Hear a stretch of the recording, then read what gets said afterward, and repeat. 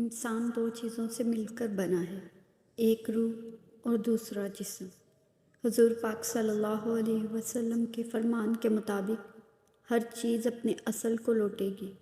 جسم کا اصل مٹی ہے، مٹی سے بنا ہے، مٹی میں چلا جائے گا، چاہے جتنا مرضی بنا سنوار لیں ہم۔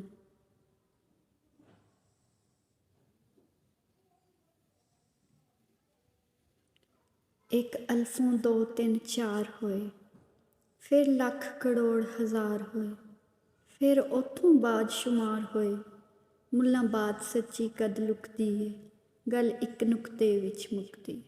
حضرت بابا بلے شاہ کا کلام۔ جیسا کہ سمندر پر سورج کی شعاعیں پڑیں اور بخارات اٹھے، پھر بارش بن کے پانی نیچے آیا، اس سے دریا، ندیاں، نالے بنے، پھر یہی دریا، ندیاں اور نالے سمندر میں گرے، اور دریا پھر جو ہے وہ دریا دریا نہ رہا، ندی ندی نہ رہی، نہ نالا رہا، بس سمندر ہی سمندر۔ اب بندہ بھی اتنا لمبا چکر کاٹ کے آئے اور دیکھے کہ میں تو ہوں ہی نہیں۔ جب اللہ تعالیٰ نے اپنی روح حضرت آدم علیہ السلام یا دوسرے لفظوں میں کہیں تو حضرت انسان میں پھونکی، پھر فرمایا کہ سجدہ کرو، یعنی جب خاک کا پتلا تھا اس وقت نہیں، جب روح پھونکتی پھر فرمایا کہ سجدہ کرو، یعنی سجدہ روح کو تھا۔ اب فرشتے اللہ کے علاوہ تو سجدہ کرتے نہیں کسی کو، حضرت انسان میں جو ذات جلوہ فرما ہے اس کو ہی تو سجدہ کیا گیا، اور یہ ذات ابھی بھی ہمارے اندر ہے۔ کیسے؟ آدم، آ گیا دم اور بن گیا آدم۔ آدم میں جب تک دم نہ تھا وہ خاک تھا، آدم نہ تھا۔ آدم میں آ کے دم ہوا اور وہ خاک سے آدم کا ہو۔ یہ کھیل سارا دم کا ہے، اسی دم سے ہم دم۔ اگر اس جسم سے روح نکل جائے تو اس جسم کی کوئی اوقات نہیں، اور بعد میں مٹی، یعنی اصل انسان بھی روح ہی ہے۔ عالم ارواح میں ہماری روحوں نے اللہ سے وعدہ کیا، قبر میں سوال و جواب بھی اسی روح سے ہونے ہیں۔ جب روح بیدار ہوتی ہے تو ہر حقیقت سامنے آ جاتی ہے۔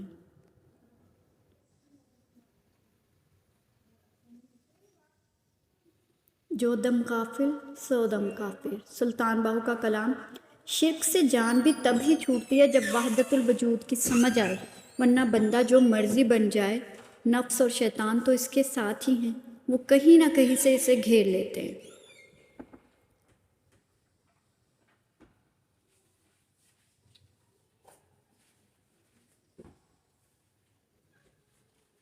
بندہ پھر آگے نکل گیا ہوتا ہے ساری زنجیریں توڑ کے، جیسا کہ میاں محمد بخش رحمۃ اللہ فرماتے ہیں، اگوں منزل آوے پاری، وچے وادیے توحید، عابد تے معبود ملیندے، دوئی نہ پیر مریدے۔ اب بندہ چونکہ آگے نکل چکا ہے تو دیکھ کے حیران ہوتا ہے کہ نہ تو عابد ہے اور نہ معبود، نہ پیر ہے اور نہ مرید، بس توحید ہی توحید۔ توحید بنتی ہی تب ہے جب وحدانیت اور یکتائی بنے۔ یہ کب بنے گی؟ جب انسان اپنی ذات کی نفی کر لے۔ نفی اسباد دا پانی ملیا ہر رگے ہر جائے ہو۔ یہ کیسے ہوا ہے؟ الف اللہ چنبے دی بوٹی مرشد من وچ لائی ہو۔ جب مرشد نے اسم اللہ ذات سینے پر نقش کر دیا تو میرا تصور، میری سانس اور دل کا دھڑکنا سب اسم اللہ ذات کی طرف ہو گیا، اور میں خود سے فراق ہو گیا۔ بات اتنی سی ہے بس، اکو ہیر تے اکو ہی رانجھا ایویں کھیڑیاں شور مچایا۔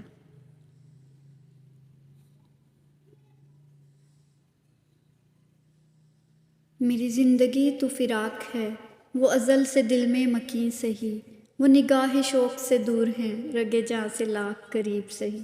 پیر سید نصیر الدین رحمۃ اللہ کا یہ قول ہے، باطل دوئی پسند ہے، حق لا شریک، شرکت میں آنا ہے، حق کو باطل نہ کر قبول، ضرب کلیم۔